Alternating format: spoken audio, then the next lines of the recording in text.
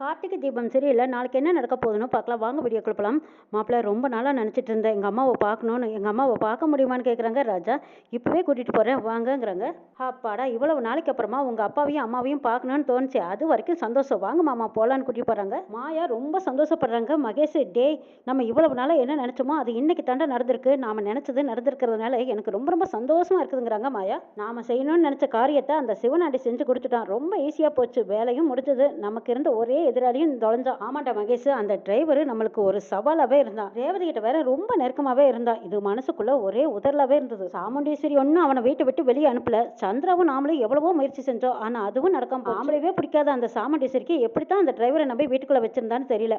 ஆமாமா அவன் தங்கச்சி சொல்லி கூட அவ ஏத்துக்கவே இல்லை. புருஷனே அவனுக்கு எதிராக சாட்சி சொன்னதுக்கு அப்புறம் தானே அந்த பொம்பளை நம்பினா ரொம்பவும் ஏதாவது காரணத்தை சொல்லி அவங்க வீட்டுக்குள்ள வந்துட போறாங்கிறாங்க. அந்த சாமுண்டீஸ்வரியை வெளியே துரத்துனதுக்கு அப்புறமா திரும்பவும் அவனால வீட்டுக்குள்ள வர சான்ஸே இல்லைங்கிறாங்க மாயா. மகேஷ் அப்படியே திரும்ப அந்த வீட்டுக்குள்ள வந்தாலும் வேற ஏதாவது பிளான் பண்ணி துரத்த வேண்டியதாண்டாங்கிறாங்க. எப்படியோ ரேவதி எனக்கு கிடைக்க போறா. அது வரைக்கும் எனக்கு சந்தோஷம் தான். ரேவதி உன்னை கல்யாணம் பண்ணிக்கிட்டானா ரேவதிக்கு வர சொத்தெல்லாம் உனக்கு தான் சொந்தம். அது மட்டும் இல்லை, இன்னும் கொஞ்சம் முயற்சி பண்ணணும்னா மொத்த சொத்து உனக்கு தான் வருமா. முழுக்க முழுக்க இறங்கிட்டோன்னு வையேன், மொத்த சொத்தையும் நாமளே ஆட்டி போட்டுடலாம்டா. மாயா என்னோட சொத்தே நீதான், என்னோட உலகமே நீதான், எனக்கு எது வந்தாலும் அதுக்கு ஈடாகாதுன்னு மகேஷ் மாயாவை கொஞ்சம் ஆட்டியும் மயிலும் ராஜாவை கோயிலுக்கு கூட்டிட்டு வராங்க. அங்க பாட்டி வெயிட் பண்ணிட்டு இருக்காங்க. பாட்டியை பார்த்ததும் ராஜா ஓடி வந்து காலை கட்டி பிடிச்சிக்கிட்டு கதறி அழறாங்க. நினைச்சிடுங்கம்மா, சாமுண்டீஸ்வரிக்கு செஞ்சு கொடுத்த சத்தியத்தினால நான் உங்களை பார்க்காமயே இருந்துட்டேன். தினம் நினைச்சு நினைச்சு செத்துக்கிட்டு இருக்கிறேன்னு அழுகுறாங்க ராஜா.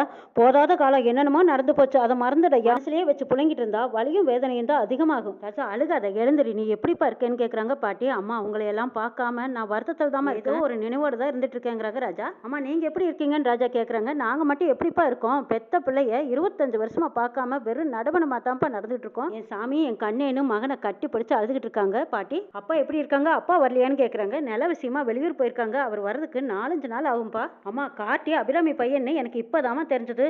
அதுவும் அவனா சொல்லலை, நானா தான் தெரிஞ்சுக்கிட்டேன். மாமா நான் சொல்லக்கூடாதுனால இல்லை, இன்னும் கொஞ்சம் நாள் இல்லை நானே சொல்லிடலான்னு இந்த அதுக்குள்ள மயிலு தான் அவசரப்பட்டு உங்ககிட்ட சொல்லிட்டாங்கங்கிறாங்க. நானும் சொல்லலான்னு நினைக்கல, ஏதோ சொல்ல வேண்டிய ஒரு நிர்பந்தம் ஏற்பட்டுருச்சு, அதனால தான் சொன்னேங்கிறாங்க மயிலு. மாப்பிள்ளை நீ எங்கள் வீட்டில் டிரைவராக வேலை பார்த்து எவ்வளையோ கஷ்டத்தையும் துன்பத்தையும் அனுபவிச்சு அதை நினைக்கும் போது எனக்கு வருத்தமாக இருக்குதுங்கிறாங்க ராஜா. ஆமாப்பா ராஜா, நம்ம 2 குடும்பமும் ஒன்று சேரணும், ஒத்துமையாக இருக்கணும்னு தான் என் பேரை வந்து இங்கே படாத கஷ்டமெல்லாம் பட்டுக்கிட்டு இருக்கிறான். அது மட்டும் இல்லை, ஊர்க்காரங்க முன்னாடி எங்கள் மாமாவை கூட்டிக்கிட்டு வந்து கும்பாபிஷேகம் பண்ணுவேன்னு எல்லாத்துக்கும் சத்தியம் பண்ணி கொடுத்துருக்கான்ப்பா. அப்பாவும் சொல்ல காப்பாற்றணும்னு தான் துடிச்சுக்கிட்டு இருக்கிறாரு. அதுக்கும் சேர்த்து தான் என் பேரன் கஷ்டப்பட்டுட்டு இருக்கிறான். ஐயா அம்மா கார்த்தி பட்டணத்தில் சரியான வசதியாக வாழ்ந்தான்னு நான் கேள்விப்பட்டேங்கிறாங்க ராஜா. ஆமாயா, பட்டணத்திலேயே பிறந்து வளர்ந்து வசதியா வாழ்ந்தா, இங்க வந்து எவ்வளவு கஷ்டப்பட்டுட்டு இருக்கிறான். பாட்டி இது ஏன் பெருசா பேசிட்டு இருக்கீங்க, எல்லாம் நம்ம குடும்பத்துக்காகத்தானே, நம்ம 2 குடும்பமும் ஒன்று சேர்ந்தா நல்லது தானே, எல்லாம் ரேவதி கல்யாணத்து வரைக்கும் தானே. ரேவதி கல்யாணம் முடிச்சதும் அத்தையும் மாமாவை இங்க அனுப்பி வைக்கிறேன்னு சொல்லியிருக்காரு. எல்லா உண்மையும் நானே அத்தைக்கிட்ட சொல்லிடலான்னு இருக்கேங்கிறாங்க கார்த்தி. ஐயோ கார்த்தி, எல்லா உண்மையும் நீயே அத்தைக்கிட்ட சொன்னேன்னா உன்னையும் சேர்த்தளவா அவ விரட்டிடுவா. ஆமா கார்த்தி, நீ என் தங்கச்சி பையன் தெரிஞ்சா அவ காலியாட்டு ஆடிடுவா. எதுவா இருந்தாலும் யோசிச்சு தாம்பா செய்யணும், நீ அவசரப்பட்டுறாதீங்கிறாங்க ராஜா. ஆமா அத்தையை பத்தி எனக்கு நல்லா தெரியும். எனவே பிடிக்காதுன்னு சொன்னவங்க என்ன நடத்தி பார்த்து அவங்க ஏத்துக்கிட்டாங்கல்ல. நம்ம வீட்டில் எவ்வளவோ பிரச்சனைகள் வந்தது, எல்லாம் சரி பண்ணதுக்கு என்னை ஏத்துக்கிட்டாங்கல்லங்கிறாங்க. ஆமா யாரோன்னு நினைச்சுதான் அவனை ஏத்துக்கிட்டா. ஆனா நீ என் மாப்பிள்ளைன்னு தெரிஞ்சது அவ காட்டுற முகமே வேறையா இருக்குங்கிறாங்க ராஜா. இல்ல அத்தை காரணம் இல்லாமையெல்லாம் அந்த மாதிரி எதுக்குறது இல்லை. அவங்க எதுவா இருந்தாலும் நியாயம் தெரிஞ்சுதான் பேசுறாங்க, எதுவுமே நியாயம் தெரிஞ்சுதான் நடந்துக்கிறாங்க. அவங்க கிட்ட எடுத்து சொல்ற விதத்துல சொன்னோம்னா நிச்சயமா புரிஞ்சுக்குவாங்க. தாத்தா மேல இருக்கிற கோபம் என்னன்னா, ஒரு குற்றவாளி மாதிரி அவங்க அம்மாவை தீர விசாரிக்காம அவங்கள போலீஸ் கண்பணுதான். அந்த ஒண்ணு மட்டும்தான் அத்தனால இது வரைக்கும் தாங்கிக்கவே முடியல. அந்த கோவத்தான் தாத்தா மேலையும் பாட்டி மேலையும் காட்டுறாங்கன்னு சொல்றாங்க கார்த்தி. அதுக்காக ஒருத்தி 25 வருஷமாவா கோவமா இருப்பா. கார்த்தி நாங்க ஏதோ தெரியாம தப்பு பண்ணிட்டோம், ஆனா இவ தப்பு மேல தப்பு பண்ணிட்டு இருக்காளே, இவளுக்கு என்ன தண்டனை கொடுக்கறது பாட்டி செய்யறது. சிலரோட கோபம் கொஞ்ச நேரம் இருக்கும், சில பேர்த்தோட கோபம் கொஞ்ச நாளைக்கு. சில பேர்த்துக்கு அந்த கோபம் ஆயுசு முழுக்க இருக்கு. அந்த மாதிரி தான் அத்தையும். அவங்க கோபத்தை கொஞ்சம் கொஞ்சமா பேசி தனிச்சுதான் நம்ம பக்கம் கொண்டு வர முடியுங்கிறாங்க கார்த்தி.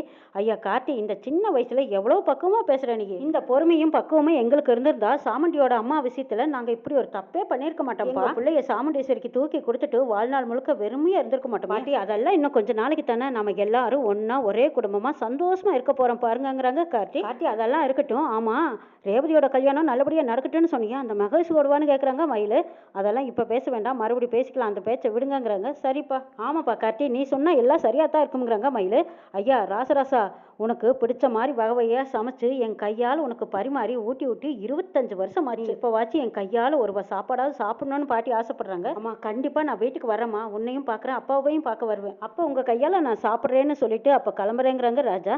சரிப்பா, பார்த்து பத்திரமா போயிட்டு வான்னு அனுப்பி வைக்கிறாங்க பாட்டி. அம்மா தாயே, எப்படியோ என் பிள்ளைய பார்த்துட்டேன், அவன் நல்லா இருந்தால் போதுன்னு மனசார வேண்டிக்கிறாங்க பாட்டி. வெளியில் வந்ததுக்கப்புறமா ராஜா கார்த்திகிட்ட பேசுகிறாங்க.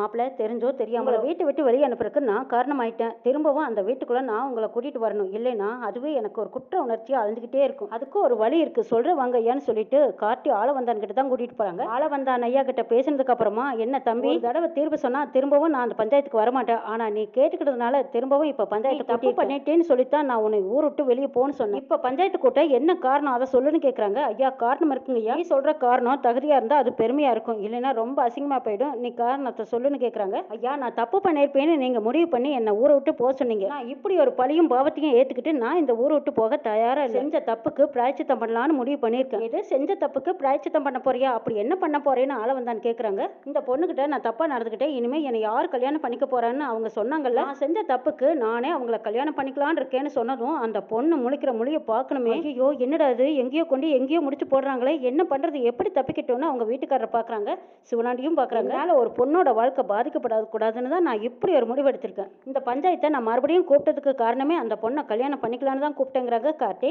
ஐயா, இந்த பஞ்சாயத்தை கூப்பிட்டு டிராமா பண்றான்னு சிவனாண்டி சொல்றாங்க. ஒரு பொண்ணை கல்யாணம் பண்ணிக்கணும்னா அந்த பொண்ணு கிட்ட தப்பா நடந்துக்கிட்டா அவன் கல்யாணம் பண்ணிக்கலாமா?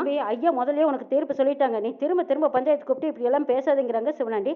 அதை ஐயா சொல்லட்டும், நான் கேட்கறேங்கிறாங்க கார்த்தி. என்னால பாதிக்கப்பட்டவங்கள நான் தான் பார்க்கணும், அவங்கள நான் கல்யாணம் பண்ணிக்க நான் தயாரா இருக்கேன். அப்பதான் நான் செஞ்ச பாவம் போகும், என்னன்னு கேட்டு சொல்லுங்கிறாங்க கார்த்தி.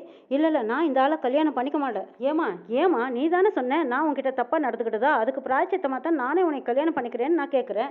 உன்னைத்தான் யாருமே கல்யாணம் பண்ணிக்க மாட்டாங்கன்னு அழுதியம்மா. ஐயோ, இல்லை இவன் தப்பானவன், இவனை நான் கல்யாணமே பண்ணிக்க மாட்டேன். ஆமாம்மா, இது நியாயமே இல்லை, இந்த மாதிரி கெட்டவனை கல்யாணம் பண்ணிக்கிட்டா அந்த பொண்ணை எப்படி நிம்மதியாக வாழ முடியுங்கிறாங்க சந்திரா. இங்கே நான் தான் அந்த பொண்ணுகிட்ட தப்பா நடந்துக்கிட்டதா அவங்களே சொல்றாங்களே, அதுக்கு பிராய்ச்சித்தமாக தான் நான் அவங்கள கல்யாணம் பண்ணிக்கிறேன்னு சொல்றேன். அவங்களும் சரின்னு சொல்ல வேண்டியதுங்கிறாங்க கார்த்தி.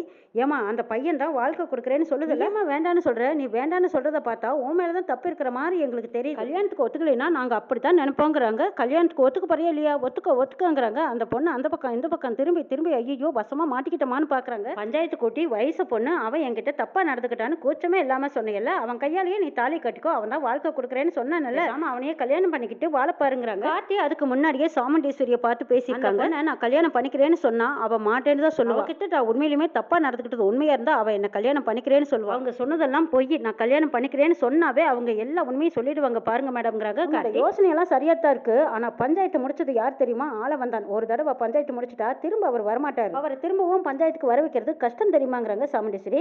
நீங்க சொல்றது எனக்கு புரியுது மேடம், நிலைமையை நீங்க அவர்கிட்ட எடுத்து சொல்லி நிச்சயமா அவர் கூப்பிட்டு பாருங்க, கண்டிப்பா வருவாருங்கன்னு சொல்றாங்க கார்த்தி. சரி, உனக்காக நான் அவர்கிட்ட பேசி எப்படியோ சம்மதிக்க வச்சு மறுபடியும் பஞ்சாயத்தை கூட்ட சொல்றேன், ஆனா உன்னோட பிளான் இது ஒர்க் அவுட் ஆகுமா? நிச்சயமா என்னோட பிளான் படி அந்த பொண்ணு உண்மையை சொல்லித்தான் ஆகணுங்கிறாங்க கார்த்தி. கார்த்தி சொன்னதை கேட்டு சாமுண்டீஸ்வரி சரின்னு சம்மதிச்சு ஆளவந்தான வர வச்சிருக்காங்க. ஊருக்காரங்க எல்லாருமே அந்த பொண்ணை அந்த பையனை கல்யாணம் பண்ணிக்கோன்னு எல்லாரும் ஆளாளுக்கு சொல்றாங்க. எல்லாரும் கொஞ்சம் அமைதியா இருங்க, நான் பேசுறேன்னு சொல்லி ஆளவந்தான் கேட்கறாங்க. ஏமா, நீ தானே வாழ்க்கை போச்சு, என்னோட மரியாதை எல்லாமே போச்சுன்னு சொன்னேன், இப்பதான் இந்த பையனே தப்ப உணர்ந்து உன்னை கல்யாணம் பண்ணிக்கிறேன், உனக்கு வாழ்க்கை கொடுக்குறேன்னு சொன்னான், நீயும் பேசாம இவனை கல்யாணம் பண்ணிக்க, உனக்கு என்ன தேவையோ அதெல்லாம் நான் உனக்கு பண்ணித்தரேன். சாமுண்டீஸ்வரி, இவங்க ரெண்டு பேத்துக்கும் கல்யாணம் பண்ணி வச்சா வீடு வாசல் வேலை சம்பளம் இதெல்லாம் நீ செஞ்சு தருவியாங்கிறாங்க. கண்டிப்பா இவங்களுக்கு கல்யாணம் பண்ணி வச்சுட்டா நான் செஞ்சு தரேங்க ஐயாங்கிறாங்க சாமுண்டீஸ்வரி. அதுதான் அம்மாவே அவளுக்கு நல்ல வசதி பண்ணி கொடுக்குறேன்னு சொல்லிட்டாங்கல்ல, அப்புறம் என்ன கஷ்டம்? ஏமா நீ பேசாம வந்து நில்லு. ஏப்பா, நீ அந்த பொண்ணு கழுத்துல தாலியை கட்டுப்பாங்கிறாங்க ஒரு அம்மா. சிலம்பு, இந்த அந்த பொண்ணு கழுத்துல தாலியை கட்டுன்னு சொல்லி மயில் தாலியை எடுத்து கொடுக்குறாங்க. கார்த்தி அந்த தாலியை வாங்கிட்டு அந்த பொண்ணை நோக்கி போறாங்க. கூட்டத்துல இருந்த ஒருத்தர் கையை தூக்கி, ஐயா இவளை கட்டிக்க போற புருஷன் நான் தாங்க ஐயா, சிவனாண்டி ஐயா தான் எங்க கிட்ட பணத்தை கொடுத்து சாமுண்டீஸ்வரி வீட்டுல நலங்கு ஃபங்க்ஷன்ல இந்த மாதிரி நடிக்க சொன்னாரு, பத்தலைனாலும் பணம் எவ்வளவு வேணாலும் தரேன்னு சொன்னாரு, அதனாலதான் இவளும் இப்படி நடிச்சா. பஞ்சாயத்துல சிவனாண்டியும் சந்திராவும் போட்ட பொய் வெளுத்து போச்சு. கார்த்தி நல்லவன் தெரிஞ்சதும் திரும்பவும் சாமுண்டீஸ்வரியை அவங்க வீட்டுக்குள்ள கூட்டிட்டு போறாங்க. இன்னும் என்னெல்லாம் நடக்க போகுதுன்னு நாளை பார்க்கலாம்.